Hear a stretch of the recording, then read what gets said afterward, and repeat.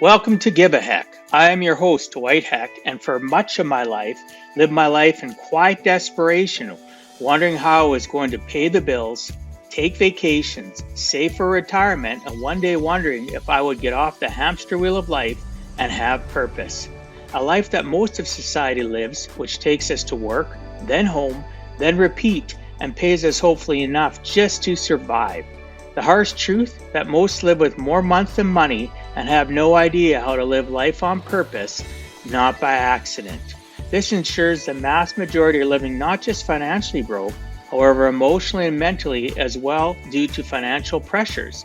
In each episode, I will introduce you to thoughts, ideas, and guests that can help you to learn how you too can live life on purpose, not by accident. Good day and welcome to Give a Heck. On today's show, I welcome Anthony and Staci Lo Cascio, world-renowned professional entertainers. Anthony, Tap Dogs, and Staci, Sesame Street Live, understand the importance of body's well-being. And finding themselves giving the same advice in multiple instances, they decided to compile the information into a best-selling handbook, Food as a Prescription, a handbook for those currently on or prescribed a gluten-free, soy-free, corn-free, and or dairy-free diet. I'd like to welcome you to the show, Anthony and Staci. Thanks so much for agreeing to come on and share with us some of your life journey. Thanks for having us. Very cool. Thanks for doing this. Oh, thank you for coming on. I appreciate it. So one of the things I focus on my podcast, you listened to the first one you said, Anthony, but that was just me introducing myself to the world. My podcast itself, though, I focus on people's origin story, and not superficial origin story. I like knowing right back from when you were a little tight, your earliest recollections, because even what you do today was affected by what you were programmed as a little child, right? Absolutely. So normally this isn't, when you have two people listeners, it can be a little bit more complicated. We're going to give them each a shot, and we're going to let ladies go first. So Staci, please tell me your origin story and what key things from your childhood to adulthood that led you to where you're at currently.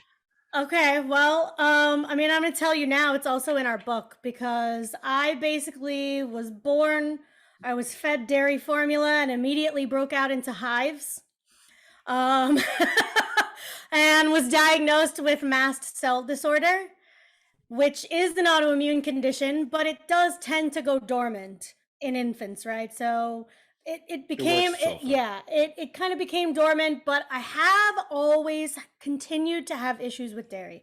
I always had issues with dairy, even when I was younger. I could have a little bit here and there in special things maybe, or like cereal in the morning if I wanted to, but not excessive amounts. Like if I had, like, let's say some mac and cheese type of thing as a side for dinner, I couldn't also then have cheesecake for dessert. Right. So yeah, too much dairy was a problem for me. I didn't have what they call an allergy per se. I just had a sensitivity to a high amount of it. And then, I just worked that out throughout life. As looking back now, I believe that, so when my mom and my grandmother got obsessed with the margarine revolution, With the rest of America. Yes, which was soy. We went on that train with everyone else. And I think that definitely contributed to my later reactions to soy. The food in our country was changing also throughout that time, because I was born in 78. America. And I was born in 78. No. And so, we kind of hit that 90s era where they started changing our food and how they handled the production of it. Trying to dance around some issues here. I don't know how much you don't have to dance around. Okay, anything. So they started spraying our food with glyphosate, and it changed sort of our body's responses to foods that we've always had previous to that.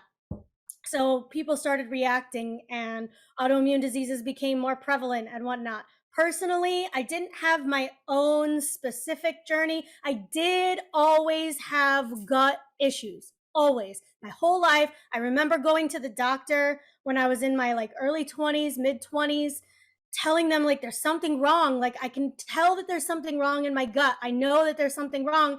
And they just kept giving me like gallbladder scans and like different stuff and trying to tell me that I needed, there was something wrong with my gallbladder and maybe I had gallstones and whatever. I wasn't processing greasy foods correctly or whatever it was, right? So no one was really able to talk to me about any of that on a real deep level. It was all superficial and here, have some drugs and you know and go about your business and you'll be fine. You're young, it'll be fine. And I would say about 10 years later after that experience, maybe even sooner, 8 years or so, I got a bacteria in my throat when I was traveling and I came back home. I thought it was strep, because I always had allergy and sinus infections and things like that. And sometimes they turned into strep, sometimes they didn't. It just kind of depends. So I thought it was strep. I went to like the urgent care. It wasn't getting any better. I called my doctor. They prescribed me a medicine called Cipro. And then I would say 2 weeks to a month later, I started having sores in my mucous membranes. So I went to the doctor and they did a puncture biopsy and basically came back and she said, I can't really help you. I think you might need to see a rheumatologist. And so I went to see a rheumatologist. Thankfully, she was not from this country. different focus on medicine. Yeah. I'm grateful for somehow choosing that person to be my first rheumatologist. Probably universe because that changed my entire trajectory. She said, she did all the tests, whatever. I was originally diagnosed with lupus and small vessel vasculitis. It turned out that I really had Hashimoto's. I saw a nutritionist who did an EAV screening.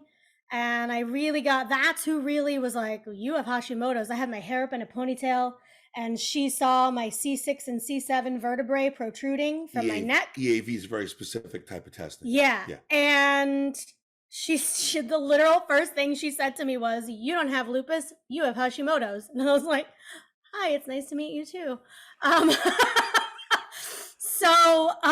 Anyway, that's sort of where I started my official food journey, quote unquote. But it encompasses more than just food. It's environmental, it's vitamin deficiencies, it's all kinds of things. We'll go into that more as we proceed. But our medical industry, though, some of the things before we get on to Anthony that you mentioned, our society is everything is quick, easy, and is it marketable? Yeah. You talked about margarine, right? Yeah. Let's take something that's two shades away from motor oil and eat it. Wow. It's scary. The way to say it. Well, it is. It's scary what we ingest and put into our bodies. Like in Canada, for an example, margarine has a stamp on it that says a Canadian Health Foundation. What people don't realize is they pay for that. Yeah. It's not like they're testing it and saying it's good for your health. No. They're saying we've approved it because they give us a big chunk of cash. Yeah. Man, right. Being an American and Canada's the same though, right? We're the same. Very similar. No, it's when it comes to margarine and substitutes and stuff, we have a lot of the same similarities. You'd be shocked. It is now. But I'm talking about like I started early 90s. Yeah, like even mid-90s. in the late 90s, I was in a show called Tap Dogs and I spent a lot of time in Canada and I loved going to Canada. It's one of my favorite places. Yeah. And it was a very different approach to life there. And I haven't been there in quite a while. But one of the things that really changed my whole approach to being an American was there was an election going on in America. And the Canadian approach on the news was so much different than the American approach. and I never experienced that before. Yeah. You need to experience things to understand the reality of them. And being an American, experiencing the coverage of the news of what was going on at those events was very different than being an American where you lived here, and the spin and the convincing of what channel you're plugged into on the But we news. don't live in our own world. That's Oh, no. that's the difference, because I hang out in the US a lot. I've done business for the last 30 years. I'm quite familiar with the differences between our news media.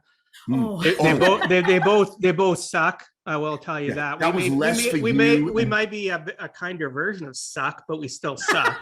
Yeah, but that was less for you and more Right. for listeners that want Yeah. to learn something by listening to people like us have a conversation. Oh That's yeah, all. I have my show is listened to.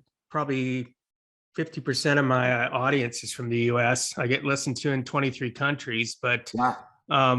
yeah, so the people are listening in other countries. There is a disparity and a difference between Americans and Canadians. Absolutely.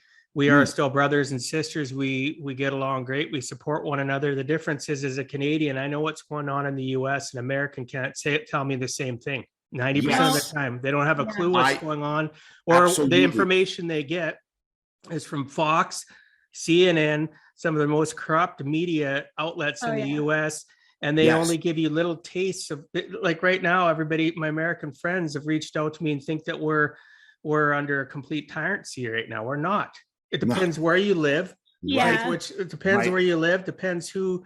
They don't understand the difference between a province or a state or a premier Yeah. or a Yes. governor. Yes. So, and that's fine. Yes. That's just I think ignorance. It's you- ignorance. They need to Yeah, learn. And absolutely. that's why it's good you brought it up, that there is. Yeah, a I difference. think you more eloquently said and summed up the thought I was having in my mind.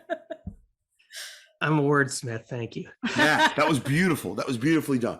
So anyway, So my back to what origin story. Do you want to know? he was What, asking no, for- just Yeah, yeah, I want to go. finish. I want to finish with Staci here. Yes, sir. though, Yes, about sir. The margin thing in soya, like they found so many different issues when the challenges with soya, and then you look at people in different dietary things that eat tofu. What's it made of? Soya. Yes. They're ingesting Yes. way too, and men should not ingest even 10% of what they currently do today of soya. It's not good for, like, men can get cancer just like anybody else when it comes to, you know, breast cancer. So there's certain things, we won't get into all the details, obviously. Well, that's okay. We'll You're talk- super deep. You go to a level that I wish more people respected, understood. But I've researched nutrition for talk about.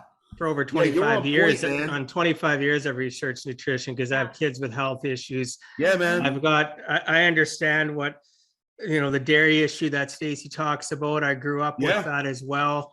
Yeah. And it wasn't necessarily a lactose issue, but there was something within the milk that itself used to make me violently sick.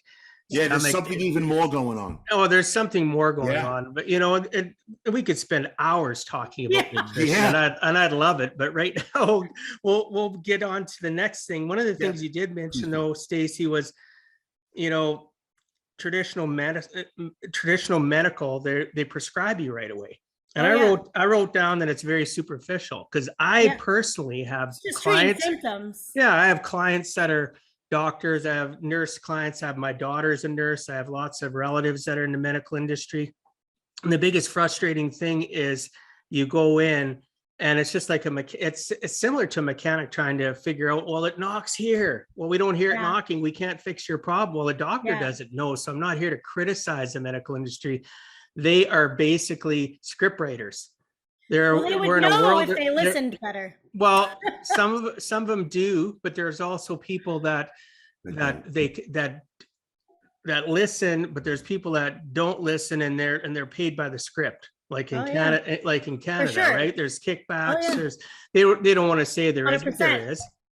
So I really caught on to the fact that you were saying that, and that, you know, you were written another script, right? Then they did this, they did that all the time. And, you know, and you fluked out meeting a doctor that was able to diagnose you with Hashimoto's, because bottom line, it doesn't mean just because you could have fluked out and found a good American doctor, right? Or a Canadian doctor or somebody. The universe was up behind you and saying, hey, it's time we figure this out.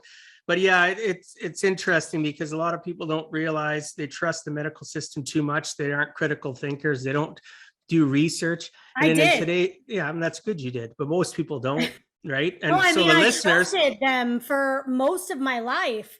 And then I had this experience, and then I was like, why did I trust them so, like, 100%? Like, why did I put all of my faith? I thought we were like, they society. knew. That's why Yeah.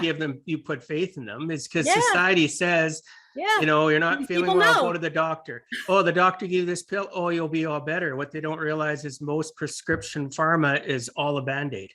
It's Yeah. not a long-term solution. It's not a long-term fix. It doesn't, no. and 99% of it, and again, we'll get into this more. Yeah. We'll move on to Anthony here, but if people would just learn to have a healthier nutritional lifestyle, Man. it would make their lives so much easier. But big pharma would be out of business. The government wouldn't have all their kickbacks. So we're going to be stuck. I'll be, my great grandkids will still be suffering, unfortunately, but hopefully enough of them have access to information such as what you guys are talking about, information I have, so that they can make a difference and quit popping pills, which cause other side effects, which they don't even know, right? No, I was just about to say, I think birth control is great on one hand and really horrible on the other. Well, it could come in the form of a condom instead of a pill. Well, the biggest thing though is what happened to when we can get into long discussions about we won't get into the birth control pill discussion, because it's caused a massive decline in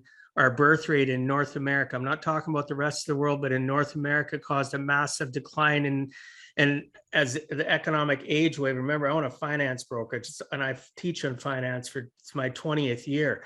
We are going to have long-term problems over the next 15, 20 years in North America because we have less taxpayers, and it's directly attributed to birth control. Why? Because all of a sudden people could stop having kids. Before it was like, oops, I had another baby. Oops, I had another baby. And the government's going, yay, another taxpayer. Yay, another taxpayer. Yeah, exactly. Yeah, it's different now. It's way different now. And you look way different now. You hit on a really serious thing. That's a friend of mine. It's a negative birth rate in North America. Yeah, we have more people dying than we have born, which is a bad problem. And the life expectancy just went down. Yeah, so we have first time ever in our lifetime that I know about. We have a lot of problems that we have to address, but so we have a lot of challenges. I don't want to deal with as problems. They're just challenges. We come up with solutions. Okay. I'll agree to disagree with you, because we have tons of problems. The reason I say that is because there's not enough critical people finding solutions for it. So our society stays on the hamster wheel of life, which is what I educate and coach on. They don't know how to get off the hamster wheel of life. So it's still a problem. Yeah. Otherwise, we wouldn't have the obesity rates that we have today. We wouldn't have, the cancer rates we have today, because nutrition feeds cancer. Let's be real. I'll tell you what. Perception is infinite. I love it. As long as we all understand that there is a challenge we need to face together, whether we call it a challenge or a problem, we can succeed. If we don't face these things together, we are divided, and then we can't succeed. Of course. So it's semantics of words, but I think we have more problems than we have solutions. Yeah, I could agree with that. Right. And unfortunately, there's a small portion of us, like you two, myself, and I have a group of people that we all communicate and we educate about nutrition and health. We're so small. We need to, and I'm so tired of people, listeners, if you think you can't make a difference, one person at a time is making a difference. That's right. So if any of you are gaining something from this conversation, and as we continue forward, we've made a difference. Their book being written, somebody reading it made a difference. Somebody even thinking about buying it and ordering it, you've made a difference. Changes everything. Or they even read Changes everything. No, what we're doing is empathetic, noble, considerate, giving. It's not from any of us. When I say we, I mean all three of us. It's compassion. It's compassion for mankind. Yeah. I think it's coming. It is compassion for mankind. And I think that's starting to come across to more and more people. And the people like us are winning, for lack of a better term, because there's more knowledge and awareness out there, and more people are helping themselves. And that's a good thing.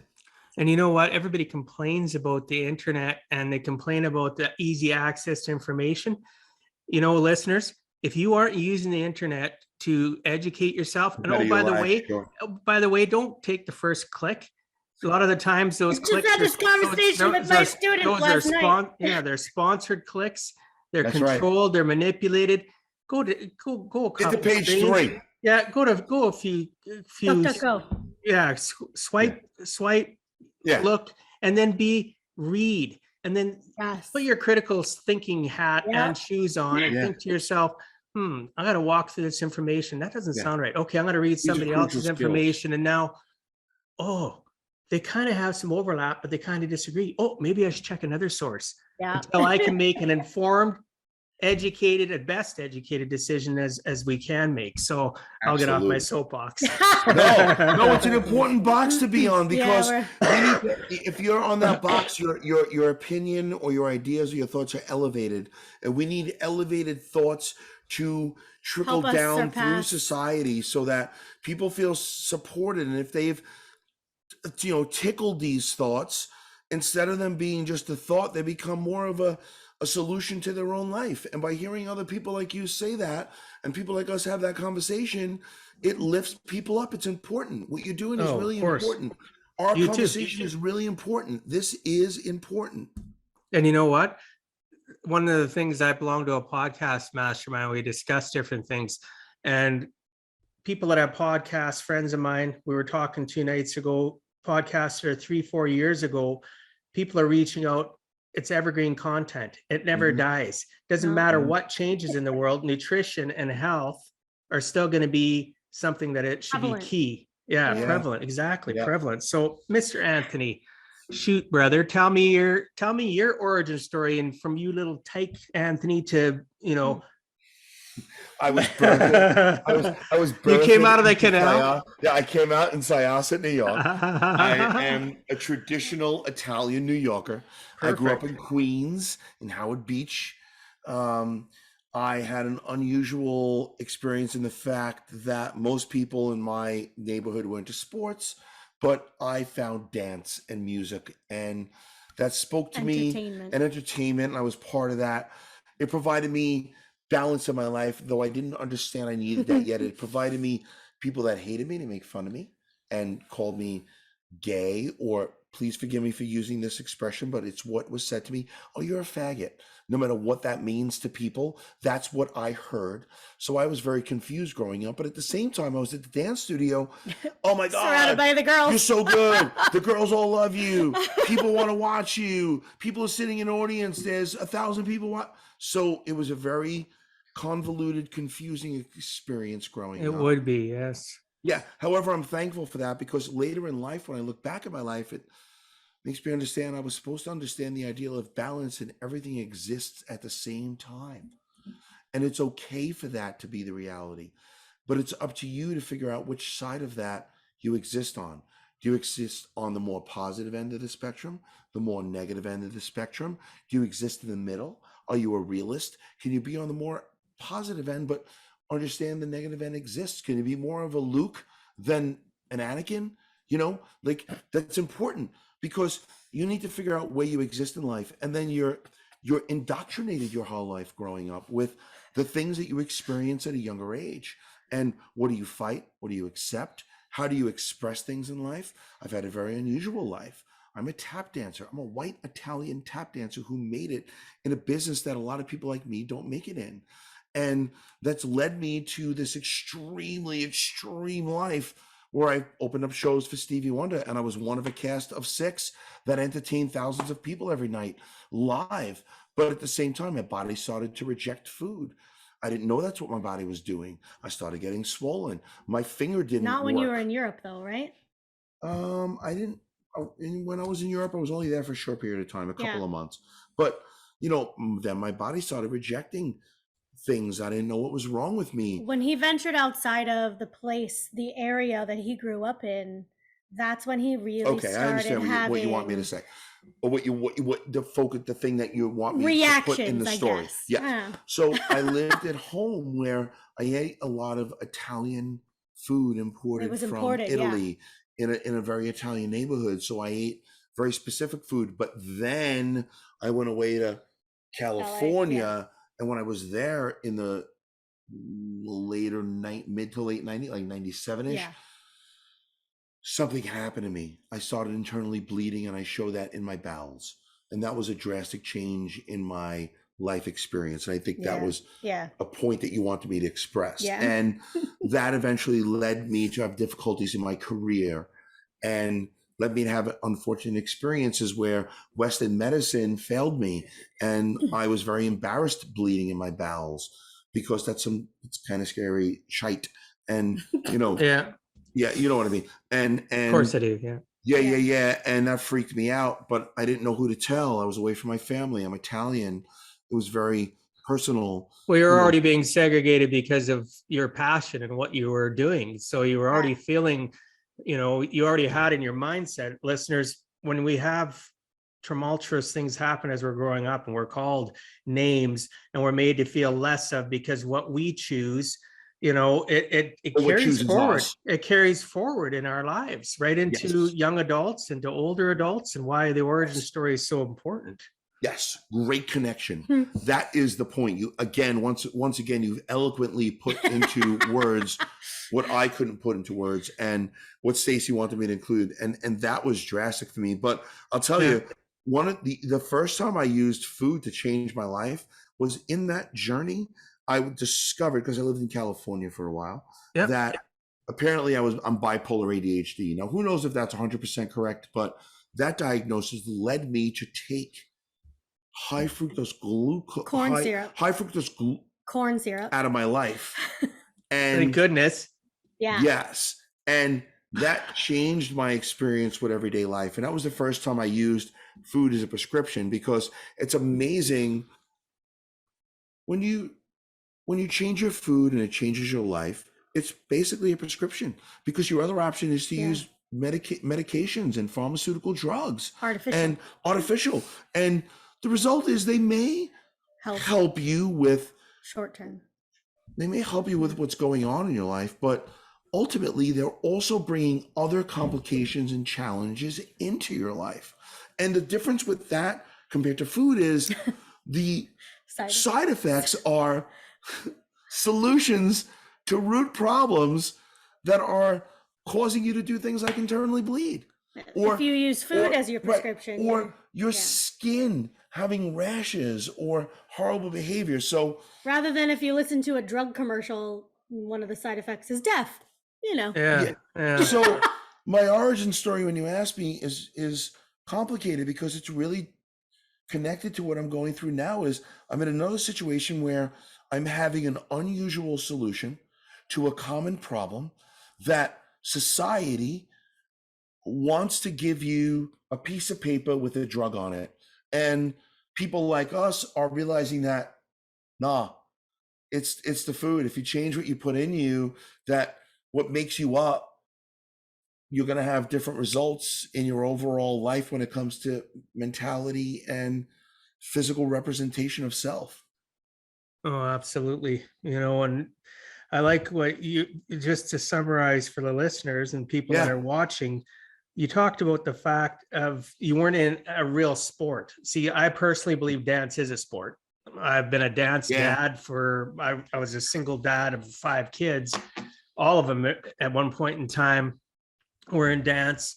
My one daughter was very competitive. Had she not gotten injured, she was supposed to go and go and try out and go to a Winnipeg Ballet for a camp they had. She had danced down in Philadelphia. She had been down for many different places in California. She had been won scholarships, flowing out. And it used to frustrate me so bad when people would talk to me as a dad with my kids growing up and them in dance, soccer is a sport, football's a sport, hockey's a sport. Screw you. Most of you assholes couldn't even do 10% of what my daughter does. You'd be dead.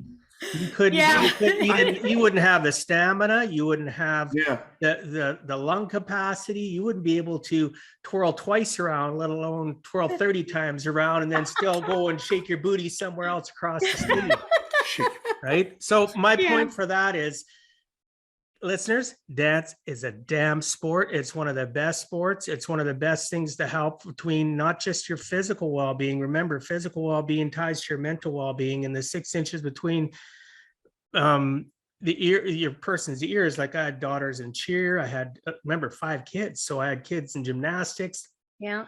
All of it's good, but You're dance talking is a about my- sport. Yeah, Yeah. you're talking about my expertise. May I sum that Sure. because what you just said is beautiful. Can I sum it? So when you talk about dance as a sport, I agree with that to some aspect, but I want to put that in some perspective because that's my Sure. life's work. Sure. And what I've summed it up to is what you're saying is beautiful. Please, I don't want you to think that. I think what you're saying is beautiful and important. So I want to let my life's work sum it up. And Sure. when we say dance is a sport, the object of dance is art because it Of evokes course. emotion. It evokes an emotion or a thought. The object of sport is to win under any condition At all costs. at all costs, which will ultimately evoke an emotion, but is not the object. So I think that I agree. the relationship that dance to being a sport is that dancers are athletes, though their ultimate goal is different than the goal of someone in sport. People that are athletes, their goal is to win. So while they are athletes, they have a different goal than those of us who are artists. Does that make sense? It does, but Staci's gonna- the problem is with in dance, no problem. they've made it No into problem. they've made it into, well, there is a Yes. problem in dance is they've made it very, very competitive. What Right? competition? I even had a daughter that went through a place called Victoria School of Performing Arts here and spent 3 years there. There's competition just like any Yeah. sport. I'm Yeah, sorry. I'm so sorry that's happened. They're competing for bronze, silver, gold, platinum medals. They're competing for. Then they have Double diamond over the rainbow. Then you have people that their parents can. I struggled to. My daughter would want to go into these different competitions as the rest fell off and went into other extracurricular activities. She stuck with dance, and then all of a sudden, if she wanted to be in a solo, then we had to pay extra for every single event they went to. It's challenging. And the costumes and this costume could make a difference between you getting a silver versus a platinum, or so to me, it's still a sport. I grew up with it with my kid, with 5 kids, all the way from my oldest daughter to my son being in it. And I found it very competitive.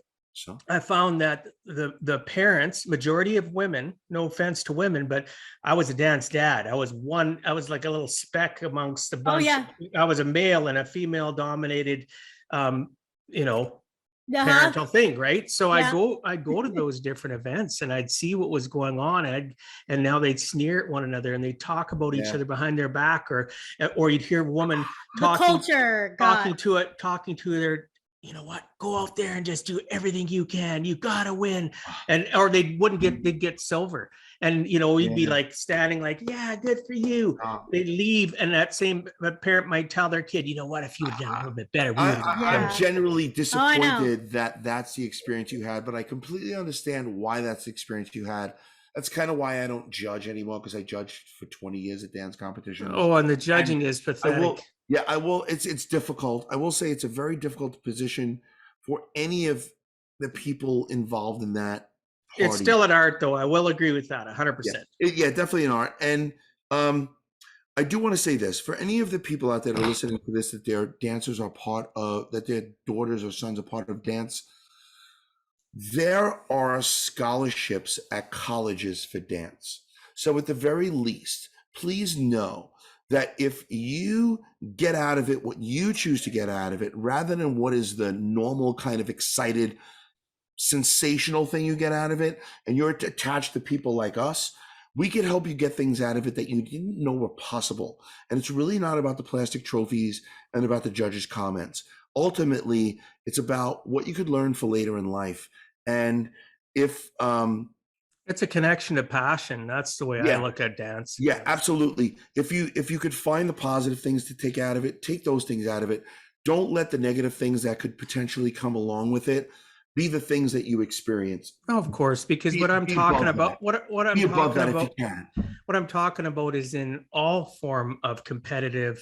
Sure, absolutely. When it comes to sports, it doesn't matter what it is. I've seen it with, like I said, my kids and cheer, gymnastics, didn't matter, soccer, baseball, it didn't matter.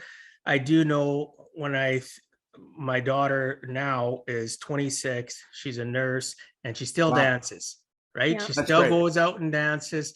She helps run a troop of girls that literally get hired out to work at different events, and Mhm. they go dance. And and I think back when she first started that, and the stigma around it was like, oh, she Oh, shakes. yeah. You know what? It's an art form. I Oh, don't yeah. think she's up there. So when she was 12, it was okay for her to put them in these little shaking booty Right. outfits Right? that are so sexual, and songs Oh, that are way inappropriate. And I, Yeah. as a yep. parent, had to tolerate that. So now that she's Yep. older and she's able to express herself, you're judging her for that, society? Go screw yourselves. You know what I mean? With You you. Yeah. live in your little cocoon. I'm going to live in an elevated world where I Yes, sir. appreciate dance 100,000%. I still remember the first competition I ever went to when my oldest danced, and the pride in her face, and blah blah blah. The list goes on of what it's done well for my kids. It's also done harm, but it's always been a higher balance than a lower balance. And I can remember being a dance dad, my chest just out like that, watching them and cheering them on, and trying to do her hair, and realizing that as she was getting older, that it was getting too complicated. And Yeah. I'd hire other older dancers and pay them to do makeup or hair, Good and for you for did supporting her. did Good for you every for did supporting whatever her. I did. Yeah. So That's initially, awesome. I think she was about 13, 14 when the other ones decided they wanted to do other things, and she stuck with it all the way up to going through it, like I said, through a dance high school, a performing arts school, and yeah, just accelerating. But we'll go off of that topic. But yeah, I'm a firm believer that it has to change, and I appreciate you bringing up, Anthony, about the college and the Yeah. different grants. They have that in Canada too. Really hard though. There's not enough support for all forms of No. arts, right? With None. you. Ever. I don't care. With you.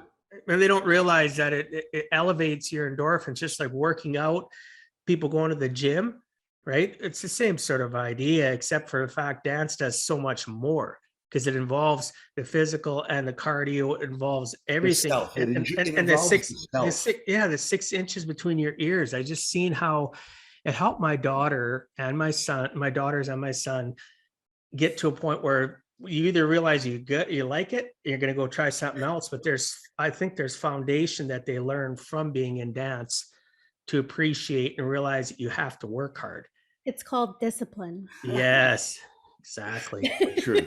So we talked a little bit about this, but one of the things I wanted to talk more about, I talked about the fact in your bio that you understand the importance of the body's well-being. And, we just talked about the fact of the mental and physical connection. Can either of you or both of you share more about the importance, so the listeners can really understand, because we've been kind of discombobulated where we've been going. And I'd like you to focus more on the fact of why the physical and mental tie so much together. You want that? You want me to take it? I mean, I could start. You Go jump for it. in whenever you Mindset feel like matters. you want to jump in. Yeah, mindset matters. Okay. Mindset So matters. the first thing that comes to mind when you want to talk about that is that when I was going through the height of my autoimmune symptoms and triggers and all of those things, I had such the amount of joint pain all over my body, as well as exhaustion. And it puts a mental drain on you to not be able to do the thing that you love without hurting. And sure, there's a certain amount of hurt that goes along with dance and performance and whatever, but this is over and above the normal that we're used to dealing with in any performance or class or anything like that.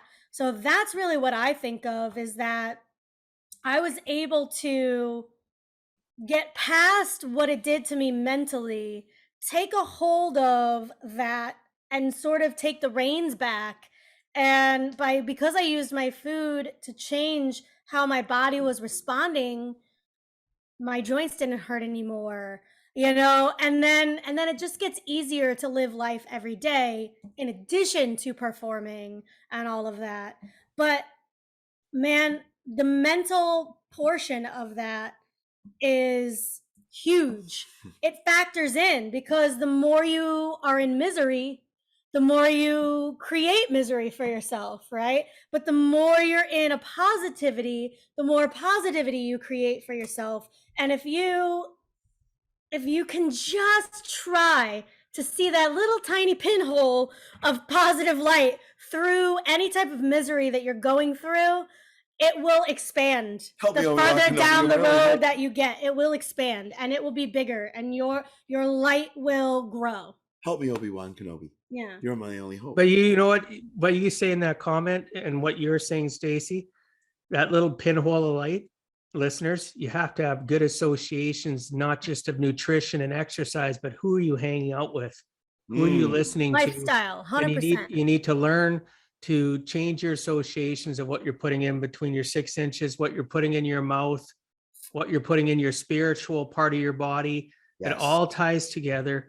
And excuse me, it is so important that we get it, that we understand that it's all a combination. That little pinhole you talk about only continues to grow if you start cutting out the dead weight of your life. Yeah. Yes. Yeah. No, mindset matters. There was a comment that Ben made to us when we were first writing the book, smiling. Oh, well, that's one of his quotes. Yeah. Do you remember the smile? What that quote was? Yeah. You don't just smile because you're happy. Smile to become happy. Right. So if you're struggling sometimes, the act of smiling can help you. Can automatically make you feel have a better attitude. Like, don't fight the idea of allowing yourself to smile. There's a reason why they say fake it till you make it. Yeah. And wow. And as far as mindset matters, it's like, because when you asked that question, that was the first thought I had. And then I really love Staci's answer, but to elaborate on that, mindset matters. One of the things that we talk about is when you have a diagnosis that says that changing your food can change your life or change what's happening to you, we talk about what we can't eat. And I don't like talking about what I can't eat. I like talking about what I can eat. Flip the script. Yeah. So when they say I can't have wheat flour, okay, I can't have wheat flour, but I can't have almond flour. I can't have coconut flour. I can't have tapioca starch. I can't have coconut flour. Potatoes. I can't have potato starch. All the things, right? And all of those things still allow me to eat and make delicious things. I could still use sweet white rice flour to flour my chicken with salt and garlic and onion. And changing my way of life and going through this and having that mindset made me think about, wow, I am opening up my palate to a whole brand new variety of spices I didn't consider before, because I need new ways to eat, to still eat things that are delicious. And I am not going to do this if the things that I eat are not delicious. I am Italian. If it's not delicious, I'm not eating it. So I kind of felt a little bit challenged, and I appreciated the challenge and met the challenge head on. And I ran towards something that scared me, rather running away from something that scared me. Because if you run away from something that scares you, it becomes bigger and bigger and harder to overcome. But if you run towards it, you uncover it you overcome it one step at a time until you own that. And that doesn't own you. Yeah. Well, that's important though, right? But you talked about focusing on what, don't always, it's society in general focuses on negativity. Yes. So people will say, I can't, like you talked about wheat flour, people will say, well, I can't ingest dairy. I can't do that and can't do this. Then their mindset locks onto that. And it keeps us in an elevated state of this sucks. I don't want to go in the prison of our own mind. Exactly. I don't want to go to my family today because my parents are going to cook their old traditional way and I don't want to hurt their feelings. And, so I'm going to eat it and then I'm going to feel like shit the next couple days or 3 days. When in reality, you know what, people that are listening, I have no problems telling you I can't eat that. I don't care if you set it down. If it hurts your feelings, it's your issue, not mine. Well, make your own. My happy is my choice. My happy is my choice. Just like you talked about smiling. My happy, I have to choose to do that. So if it offends other people that I want to be happy by not eating something that's going to make me ill, Oh, Yep. well, goodbye. Yeah. That's Yep. back to that association thing, Yeah. right? Bring your own food or make something new for everybody else to try. And if it's delicious, you don't have to tell them it's gluten-free or soy-free or corn-free and dairy-free. You just say, hey, I made this, try it. What's it made out of? Oh, it's made out of pasta and butternut squash and sausage, and Oh, that's what you're I'm making making me right now. butternut squash and sausage. Yeah, we're making How- butternut squash. Will they soup. courier? Will they courier that here? In Canada? No, we're making butternut squash soup. I love that we butternut. put into a I love lasagna, butternut. and Yeah. everyone, it's delicious. They don't miss the thing. Don't try to replace the things you love. Find new things to love, and then it's easier to have a happy journey. Well, yeah, we get stuck in textures. We get stuck in specific flavor profiles. And it's because we grow up a certain way with a traditional North American diet. Everybody has a diet, by the way, listeners. I don't care who you are. You can call it. It doesn't mean I'm trying to lose weight. It means that we have a nutritional diet. Everybody, good, bad, or ugly, and different. Yeah, But, people you know, understanding the definition of the word diet is a challenge to a lot of people. Oh my gosh. And the fact of what you were saying, like, you know, you figured out different things. Go on an adventure with food.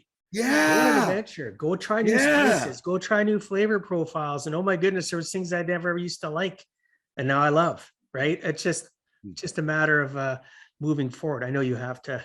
I'm gonna be cognizant of Staci's time. You can do it. No, you're doing great. You're doing great. So, was the process itself where you guys are today? You know, we talk about the fact of little timelines, but did it take a lot of effort to get this realization for both of you to work together for the answer not being prescription drugs? I mean, I went on my journey before I met Anthony.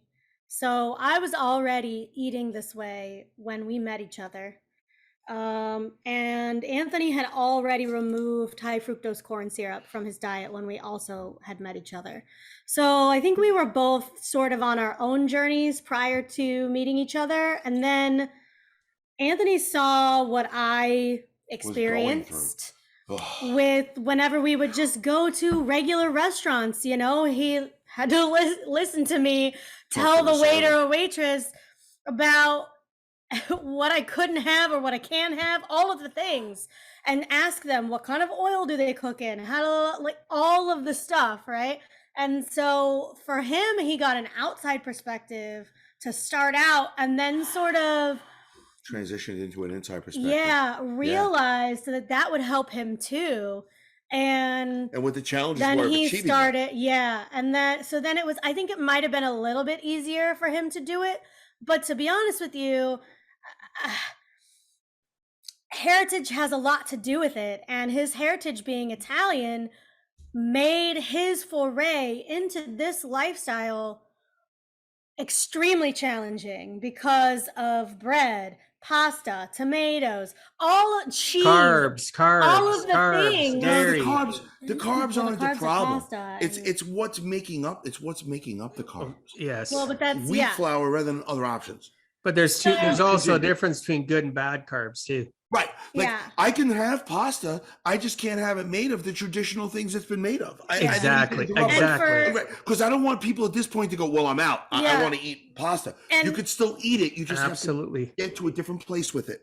And Please. at the beginning of this for him, he also only had brown rice, no white rice. Yeah. It's a totally different, your body processes it completely differently, right? So if you want to have rice, if you want it, it's more complex to have brown rice. So it takes a little bit longer for your body to break it down, which means you get more nutritional value out of it. All of the things, right? So there are ways to do it and accomplish it, but you do have to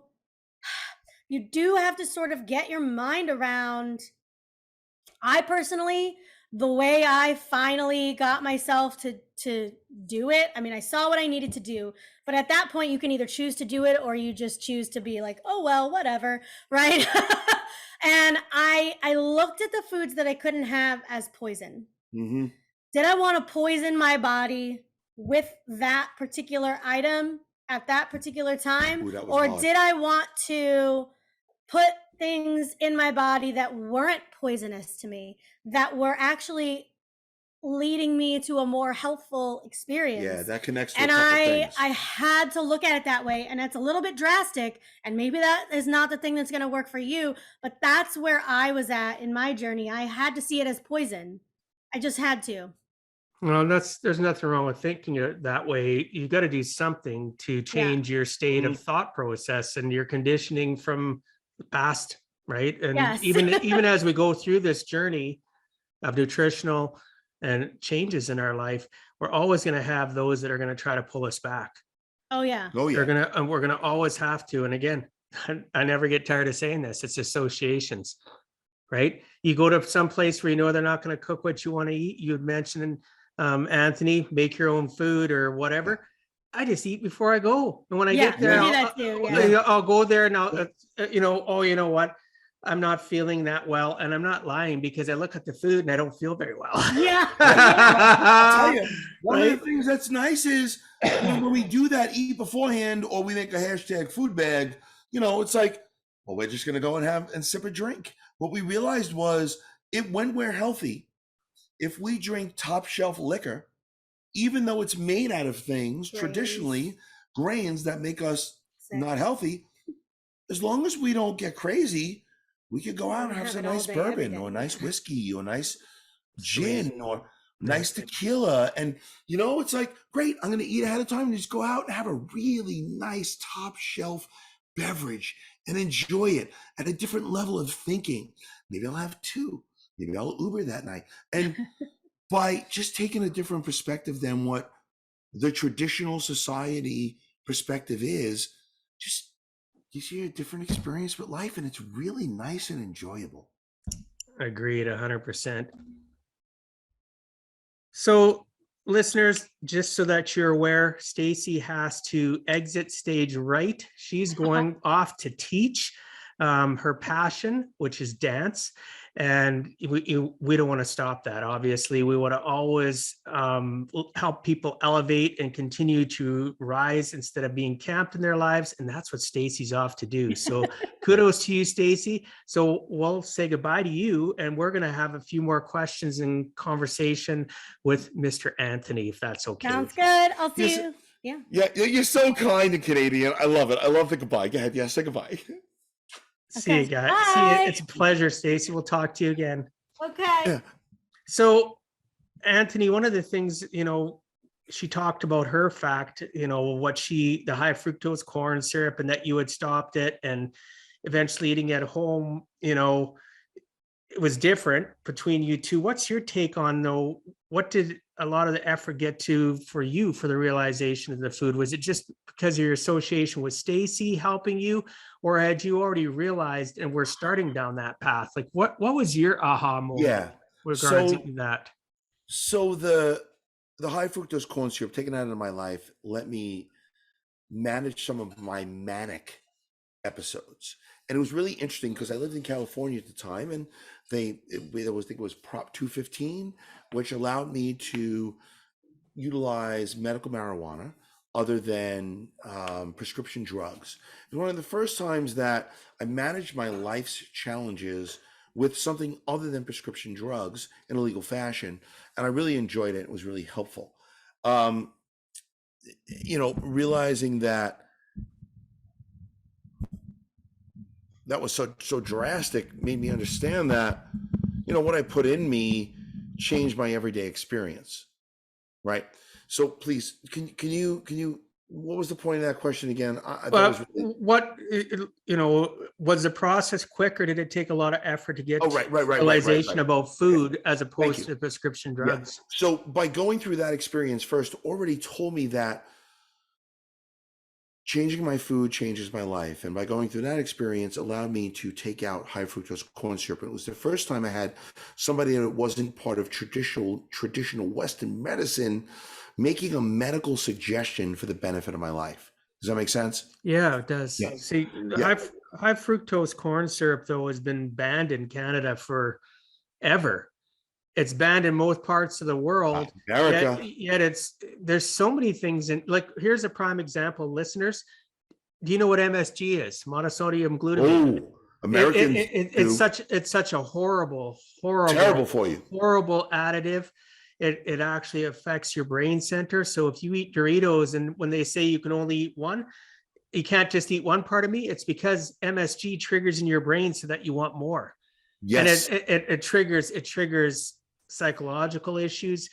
Two of my kids, and a grandson get triggered by MSG for migraines. They get immediate migraines. There's such horrible things that we put into ourselves, but certain countries seem to turn a blind eye to the food industry. And sadly, Typically America. High fructose corn syrup, MSG. They do still allow MSG in Canada, which is sickening. We've been screaming for years for them to ban it. Just things like that. I'm not trying to pick on any one country. No. But what Anthony's talking about with high fructose corn syrup, that's a bad thing. So if you're having challenges in your health, maybe look at what's on your shelf and look at the ingredients. It drove my kids nuts when they were growing up. We'd be at the grocery store 30, 40 minutes longer than anybody else, because guess what their dad was doing? And for the listeners, I'm picturing holding a can and I'm reading the labels, or I'm holding a box or a bag and reading the labels. And guess what?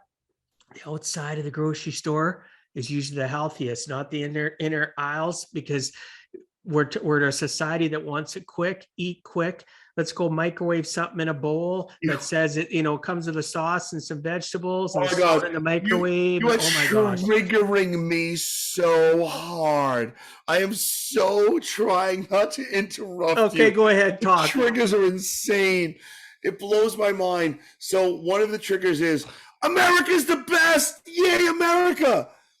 That's what you've been convinced of. But there's a lot of things we could do better.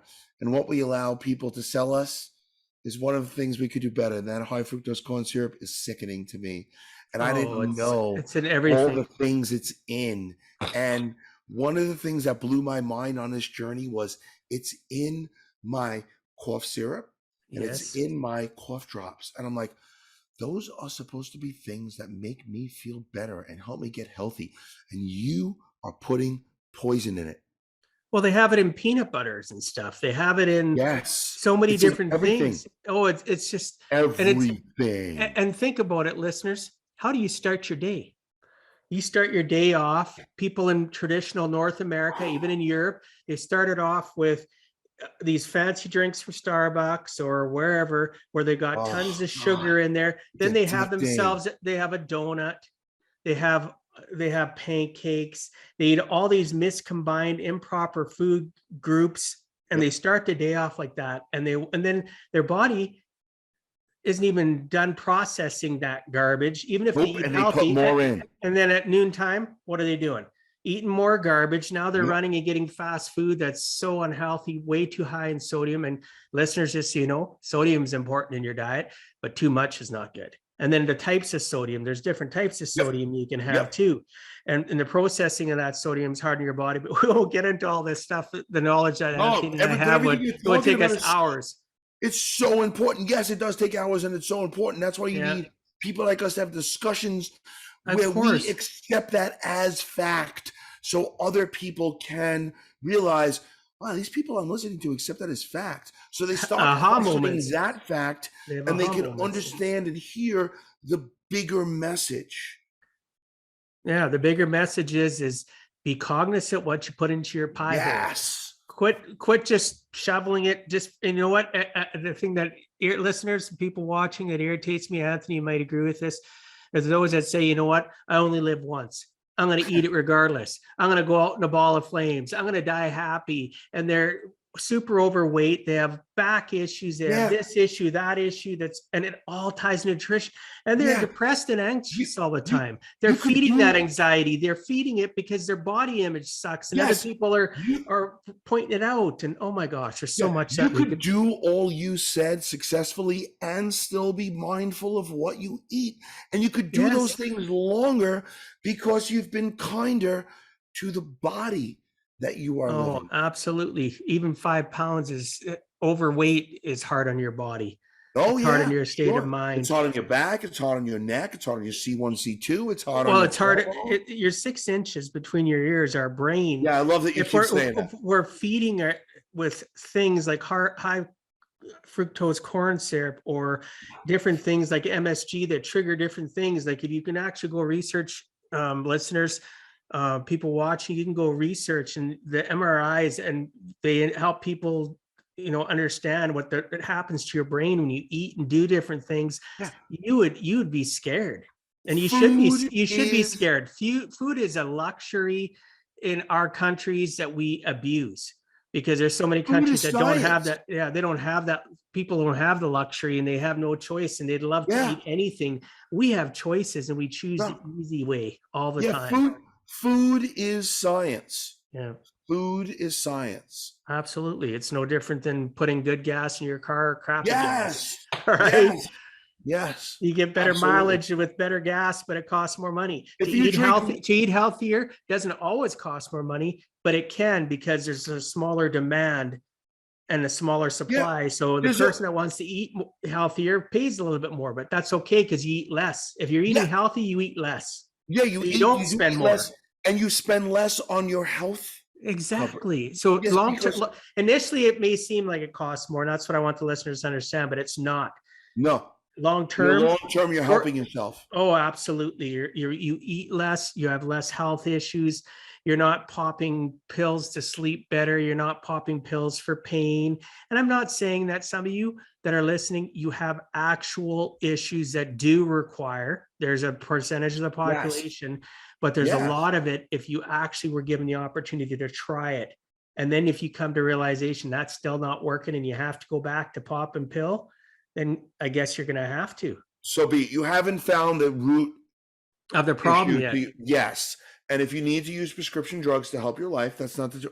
Listen, when I have a fever, I take Tylenol. If my arm breaks, I'm going to have a doctor set it. Exactly. But when I discover things that the root issue is food, I'm going to eat the different food rather than pop the pill, period. 100%. So, people sought out your advice, and you were consistently giving out the same advice in multiple instances. And that led you guys to compile the information into your book we talked about, Food as a Prescription. Tell the listeners, what can they expect from this handbook? How can it, what's the process that's going to take, they're going to be taken through from chapter 1 to the end? How is it going to change their lives? So we're going to talk about mindset. We're going to talk about our own individual stories. We don't want you to feel alone, like this is only happening to you. We're going to talk about things like what tests you can get to get results and be an advocate for yourself, not using traditional Western medicine, using like functional medicine, nutritionists, something outside the box. You have an outside the box problem, so you need to use some outside of the box solutions, being an advocate for yourself, and not letting someone who may seem like they just know better than you have the final answer, ending your journey, empowering you on your journey, doing things like giving you recipes and thought processes like, don't think about what you can't eat. Write a list of what you can eat. And what you can eat is your new grocery store list. Don't think you can never go out to eat dinner again. Understand that you could go out to eat dinner again, but there's some questions you need to ask first so that you have a successful experience. There's some solutions you could use, like a food card. Let's say hashtag food card, or if you have to go on a journey, a food bag, so that you always have food and you never have to rely on anyone else but yourself. Or calling ahead to like a cruise. My wife and I got married, and our journey started before we got married. And when we got on that cruise, we spoke to the assistant maitre d' on the boat, and it was Celebrity Cruise Lines, and I give them a lot of credit for this. That man came to us at dinner every night and took our orders for the next day for gluten-free, soy-free, corn-free, dairy-free meals that my wife and I could both eat, so that our focus for the whole trip didn't have to be, oh my God, we're going to be to eat. What are we going to eat? What are we going to do? Our focus could be on, hey, let's enjoy each other. Let's enjoy life. Let's enjoy the island we're on. Let's enjoy the weather. Let's enjoy our life's journey instead of freaking out about what we're going to eat all day. And if you approach these things from a proactive perspective rather than a victim perspective, you're going to have a proactive, happy experience rather than a miserable, negative victim experience, because both of them could be what happens, but it's all about your approach to it as to what your final experience is going to be. I love what we were saying about travel and eating Yeah, and being proactive about stuff. I've traveled, and it can be an anxious state because I oh, also absolutely. have allergies to specific things that are anaphylactic. And for the listeners, Mm. anaphylactic means I go into shock. I have an epinephrine pen that I And carry, which is adrenaline. And bottom line, it's uncomfortable, but it's more uncomfortable for you to be carted off to a hospital yeah, or spend the next hours or days in your room of your hotel or on a cruise ship in your cabin unhappily, ill. internally Yeah, bleeding. ill. So don't be afraid to talk to people. I traveled to Greece a couple Ooh. of years back, and I talked to them. The people I traveled with would, if we were sitting there, let's say we had a couple glasses of wine, or we had a drink, a whiskey or whatever, and I'd be, I'd order, and I'd one of them of the group that I was with would be saying to them, "Hey, you forgot to mention this." Hey, you know what I mean? So associations and who you travel with, and they are people that understand my health issues. I've known them for 20 plus years. And bottom line, travel shouldn't be stressful No, at be all. enjoyable. It should be totally enjoyable. And you had a great experience, which is awesome, right? One of the things though that I have found, and going out, yes, you can still go out to eat at restaurants, but I find it's a lot less stress. And I was just talking to my kids, adult kids were over here a few nights ago, and they said, "Hey, why don't we order takeout?" Or, in the past, without all these restrictions and lockdowns, it's go to a restaurant. And there'd be 99% of the time, even them growing up, I'd say, you know what, instead of us eating out, how about let's go home and I'll prepare food. I'd rather do that. And then we also see, for me, the food experience isn't just about being safe about what we eat. That's a number one thing, but it's the experience of communication, talking. I had my house designed, and to my right here, I have a big breakfast nook, and there's chairs around it. People sit up there while I'm prepping food and cooking, or they can sit at the dining table because the kitchen's over this way. And it's the experience of it. In a Yeah. restaurant, you have loud noises.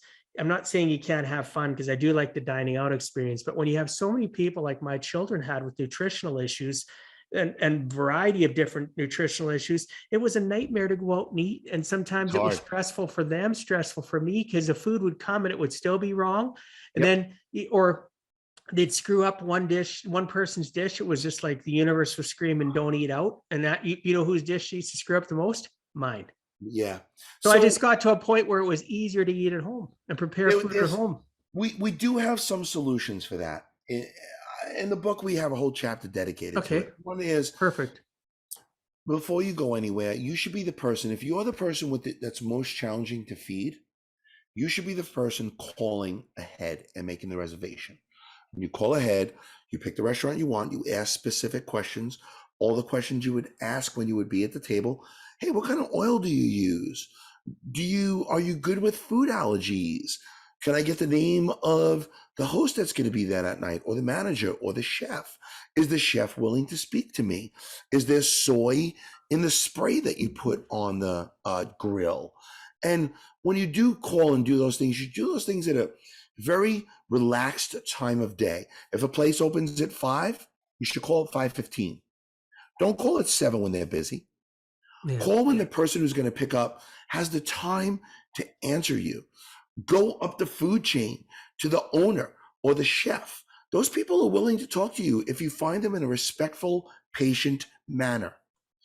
And once they know you and your name, and you make reservations and you attach your allergens to those reservations, people are prepared for you before you even get there.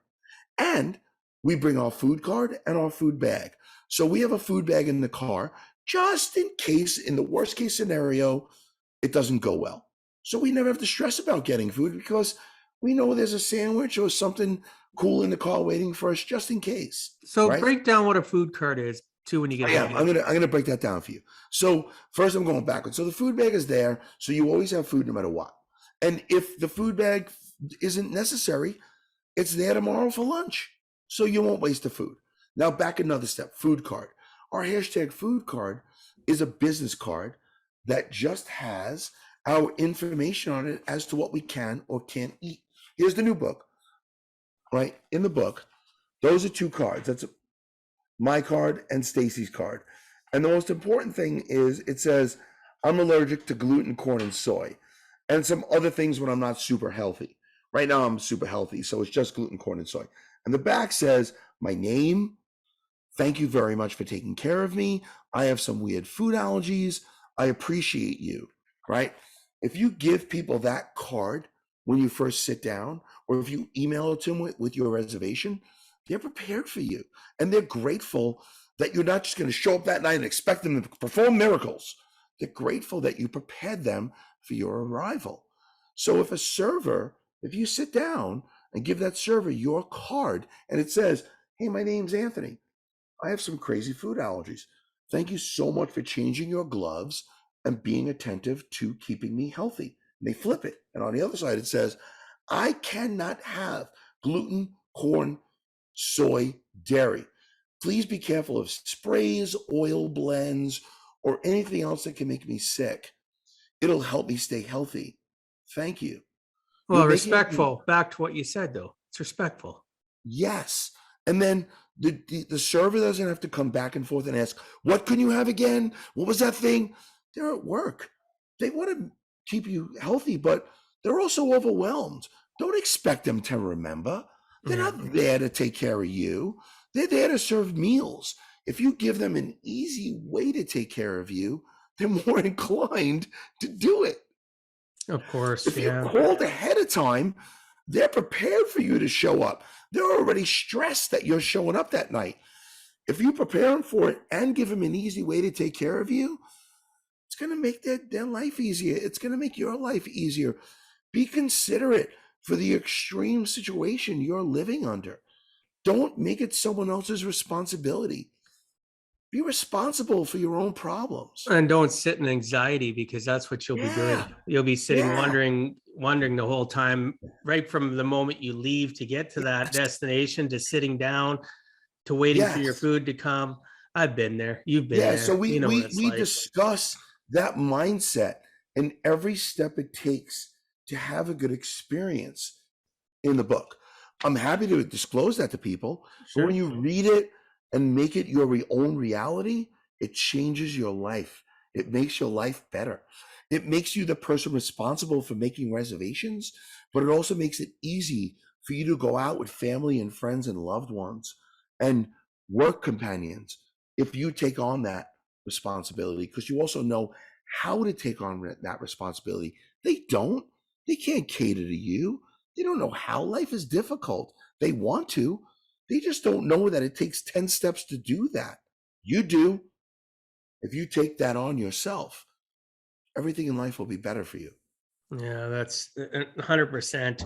And it takes away, because some people don't want to talk about it and they'll just eat whatever and then feel terrible, or they'll get sick and have allergic reaction because they're embarrassed. There's nothing to be embarrassed about. We're all unique individuals. There's no embarrassment at all. It's just a matter of be vocal, and you will find you might get some resistance. Next, you might get some resistance. Next, go to a different restaurant. You might, you know what I mean? But calling them ahead, like you're talking about, is a smart way. You'll know. Yes. You'll get the right energy, or you're going to get the wrong energy. Choose the right energy. Make another phone call.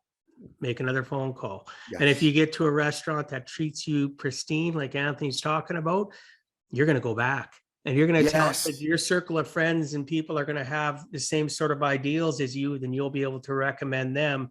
That restaurant will have a new level of appreciation by people, and they'll get, they're going to get served. They're going to get more people coming. You're going to get a higher level of service because you have consistency. They know you. Eventually, you don't need to have to worry about it. You're going to go in there. They're going to see Anthony and Staci and go, "Hey guys, great to see we know. You. Here's, perfect." And on the other end of that spectrum, exactly all you said is beautiful, and I'm so grateful for your assessment of that thought. But I also want to include on the other end, if you don't mind. Sure. When you sit down with your business companions, you're going to be able to focus on business rather than being scared that the food you get is going to make you sick. When you go there with your family, you're going to be able to enjoy your family rather than being worried that someone is going to serve you something that's going to make you sick for 3 days. So it's so deep and it includes so many levels that I just want your listeners to understand that it's all encompassing of spirituality and universe and thought and levels rather than just one simple thing. It encompasses a lot of things at the same time. Oh, absolutely. And who knows? Maybe if the chef sees Anthony's card and Anthony keeps on coming back there and they start saying, you know what other alternatives do I have?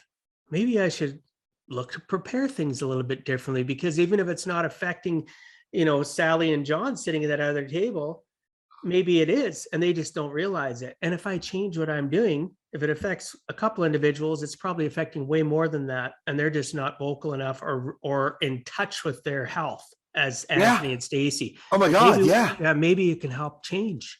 Maybe I should change. Maybe I should stop cooking with that soya-based oil or whatever. You know what I'm saying? And now, one step at a time is what I'm saying. Yeah. And now Staci and Anthony can invite, or John and Matilda, who don't have these issues, can invite other friends to this restaurant with them. Yeah. Because they know their other friends will be safe. Consistency in the experience, because you've already vetted it. Yes, right? Yes, exactly. So we talk about vetting things in our book. We even tell everyone what brands we use, because we vetted the brands, and it's so expensive and takes so much time and to vet brands. So we want people to know the brands that are going to be good for them, so they have a better experience and they are happier quicker, so they could support themselves and not have to go through the trials and tribulations that people sometimes have to go through to get to that happy place. Oh yeah, exactly. So, me being in my 50s, if somebody in their 20s can learn what I know today, can you imagine how much healthier of a life they'll have over the next 30 years until they're in their 50s? So we have an obligation, listeners, to educate, to instill knowledge, to be critical thinkers, to not always just be an automaton and listen to what people tell us is good for us. And it's not even just about food. I'm talking about everything in life. Everything. Right? All news media in regards to politics, to medical, to everything. You just need to be a critical thinker. You need to, all of it. Yeah, you need to associate with people. And what Anthony was just doing was giving the cupped heart sign. I'll do it back. Yes. For the people that watch on YouTube, you're seeing all the things. Right? You just got to love on everybody and realize that some people are going to take longer on the journey than others, and don't give up on yourself. And most especially once you learn to appreciate and elevate your life, never give up on those you love, because sometimes their decision or their ability to make a cognitive critical thought to change their lives is one more little kindness from you, one more little, you know what? You don't want to try today, John? Fine. Next time you see John, hey, John, you want to try this, brother? I know I see that you talk about it, or you post about it, or you talked about our last conversation, you aren't feeling well. I'm not trying to be pushy. I just want you to know I care about you. And I think this might make a difference. But I will tell you, John, it isn't going to help the first time. It might help. It might take a few times. That's another thing, listeners. You have to believe in the universe. You need to quit fearing the unknown. And realize, again, I teach this all the time, fear is an acronym that stands for face everything and rise. Don't let the fear of going out and eating, don't let the fear of going to relatives and them feeding you, you don't let the fear of saying something stop you from living a healthy life. Because upon yourself sometimes. Face everything and rise. Yes. Take the challenge upon yourself and be the provider. Yeah. Don't expect people to provide the thing for you that can keep you up. Be the 100%. Provider. And by being the provider, other people may find out how much they love what you can provide for them. And it brings you closer together. That's beautiful. I love what you say. Thanit's you. So it's inspiring. I appreciate that. You're inspiring as well, both Staci and you. What's next for Anthony and Staci? Oh God. It's so challenging because I have so many things in the universe pulling at my soul. I love tap dancing. I want to continue to contribute to tap dancing, but I need to take a break from tap dancing and do things that contribute to sustaining my own life so I could be better for the people that need the knowledge and love I have to provide for them. So you're looking at the big picture of not just yes, Anthony, you're looking at everything around you and how can you yes, make a difference, always, right? always. Listen, perception is infinite. It's Yeah. very important to me. And I think there's people, I think I need to be more connected to the community that wants to help themselves, but doesn't always know how, doesn't always understand the mindset, and doesn't know the things to give themselves so that they still experience things that are delicious, that encourages them to live a different lifestyle. Because typically the things that are going to change their life are not delicious in the form of food. Does that make sense? No, of course it does. Okay. Yeah. So I'm torn between creating my own way of providing delicious things for people and providing a cookbook that provides delicious things for people, that eliminates all the things that are hurting people or making their life challenging in the way of thriving with their bodies. Okay. So I need to get out of New York. I love New York. New York has made me part of who I am, but it also creates anxiety for me that I don't need to live every day. Dirt on the streets, smelly streets, people not respecting the road, people feeling like they're so challenged to run the rat race that they can't live their true selves, right? And getting out of here so that I can provide food for people that lets them understand things could be delicious and be healthy and lose weight and not have joint pain at the same time, while at the same time finding a brick and mortar space that allows me to provide those things instead of out of my own home or out of my own 6 inches. Yeah. Right. And allows me to provide them breakfast and lunch and potentially dinner every day so they could get it from me and not have to do it for themselves, while at the same time providing recipes that allow them to provide it for themselves if they have the means of time being a luxury in their lives. And I'm balancing that right now. How do I give them a cookbook to live everyday life while at the same time change my life, transition my life out of dance and entertainment so I could provide those things for people where they could rely on me to give them the means to experience that everyday life every day? Yeah.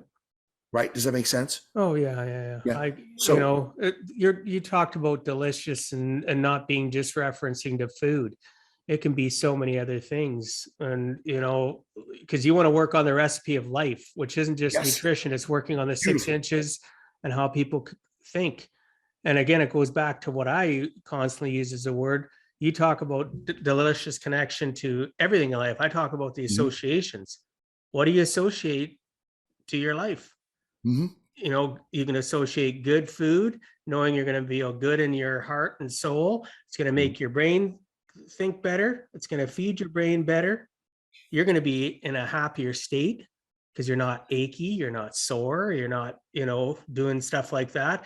And I look at the fact too, like you said, how can you make recipes to make it so that people can, basically duplicate a healthy lifestyle? Listeners, you can literally cook something really nutritionally and healthy in 30 minutes. I've proven that time and time again. You don't have to eat out of a can every day. You don't have to eat out of a box. You don't have to eat this prepared thing that says, oh, here's some few pieces of chicken in there with some sauce. It's so full of sodium. There's no nutritional value in this. Nuke it for 2.5 minutes and you'll be good. You can learn, you can change. And it starts with your 6 inches, because if you can't realize that you need to change how you think, you're never going to change your nutrition. You have me obsessed with your 6 inches. You have me obsessed with that. Well, that is going to be something new in my life that I attribute to you every time I say it. Good. And don't forget fear.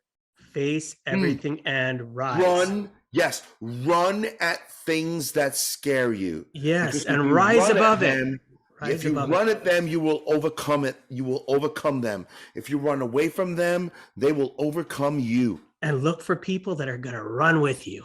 Yes. Associations, Yes. right? Connections, right? We got to have like-minded people. And I believe that every person that I've had on my show that connects through these services that I belong to or reach out to me through my website, it's destiny. For me, it's Yeah. God bringing people to serve others. For other people that don't believe in God, it's the universe. I don't care what you think it is. There's a reason that we are communicating today. Maybe the right? universe is God. Maybe Yeah. God is the universe. Who knows? But we've just been right? lied to it, what those definitions have Who knows been what our it is? entire lives. Just find great people. Yeah. And if you give out the right energy, things come to you. And that's why I've been Love, blessed man. to have Anthony and Love. Staci on today. Love. Jason Mraz. Do you listen to Jason yes, Mraz? Yes, I know who Oh, Jason Mraz is. this is the Jason Mraz hat. That's I listen beautiful. to him almost every day. He's wearing a hat, listeners, that has a rainbow across from one side to the other. It is a gorgeous hat. And as a reference to when he's talking about that phrase, he's got it tattooed to his arm. So those that are listening, you wouldn't know that. He's got a few unique things tattooed to his body, which is it's cool. We don't do sorry here is on one of his arms. And I don't know what that is. So you're going to have to. You do know what that is. That's 1111. Oh, I couldn't even see that. It was blurry. This is, we don't do sorry. We never with ill intentions. Perfect. I have one on my back. That's my illumination or Illuminati tattoo. Illuminati is not a negative thing. It just means to be illuminated. Yeah. Depends how you look at it. Absolutely. Yes. And I finished this tattoo yesterday. Perception is infinite. Yeah. I can tell it's fresh because your skin's peeling, but yeah, it's gorgeous. I like it. So listeners, blessed and highly favored. So Anthony, if you had to give our listeners one last closing message, what would you tell them in regards to giving a heck and never giving up? Be your own advocate. If you believe in something that feels true to you and you are faced with traditional people in society that are being adverse to your suggestion, don't give up. Keep pressing the point until you get the answer to your question or the answer to your concern. Just because someone doesn't believe in your concern, it doesn't make them right or wrong. It just means that they're not the right person for you to, they may not be the best person for you to engage with. Until someone addresses your concerns or until your advocacy for yourself is settled or gets closure, don't give up. There's more to your story. Believe in your story. Press your story. Don't let your story die with someone who doesn't believe in something you feel in your heart and soul. 100%. That is a great closing message. So our time is almost up and I want to respect our listeners in your time. However, before we end, can you please tell the listeners what's the best way to reach Staci and yourself? So listen, I'm on Facebook. I'm in that age. You could find me on Facebook. You can find my name, Staci Lo Cascio. You could go to Loca, Loca Foods Inc. and find us on Facebook, as well as Food is a Prescription on Facebook. We have an Instagram. It's the same, Loca, the same as our last name, Loca Foods Inc. That's a great way to stay in touch with us. The best way to support us and support yourself is to find our book, which is on Amazon. You can get it on Kindle for free if you're in that program. It's on Barnes and Nobles. We tell people if you're more of a mom and pop shop supporter, we published our book in a way that has an ISBN number. You could look up our ISBN number on Barnes and Nobles or whatever, or Amazon, and then order it to your local shop. But don't ever be afraid to find us and send a private message. I will always address people. I don't want people to feel like they're struggling in life. Staci and I both have empathy for those who love the things that we love. That's why we're dance teachers, even specifically more tap teachers. Tap is part of our life. Helping people is part of our life. Helping people find a thing that will help them help themselves is part of our life. Keep searching until you find a thing that helps you help yourself. Thank you for providing this platform to people, to hear people like us have these kinds of conversations. Our conversations reinforces their reality. So thank you. Just thank you. And if something feels genuine to you in life, don't give up on it. Press the issue until you have closure, until you complete your circle. You are stronger and more powerful than you believe and than you have ever been taught. Believe that, own it, be your own advocate. Fantastic. That's excellent.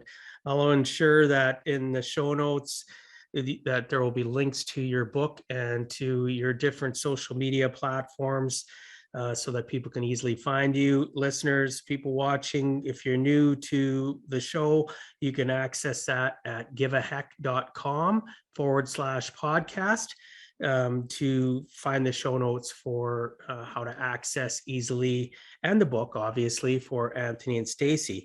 So thanks so much for being on Give a Heck, Anthony and Staci, who's exited stage right for now. I appreciate your time and sharing some of your experiences so that others too can learn it is never too late to give a heck.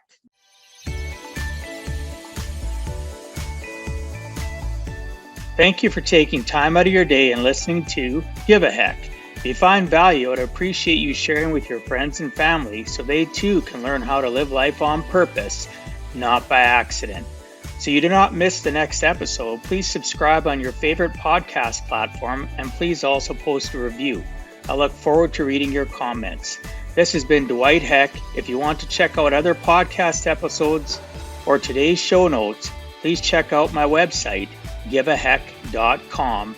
And until next time, together let us all strive to give a heck.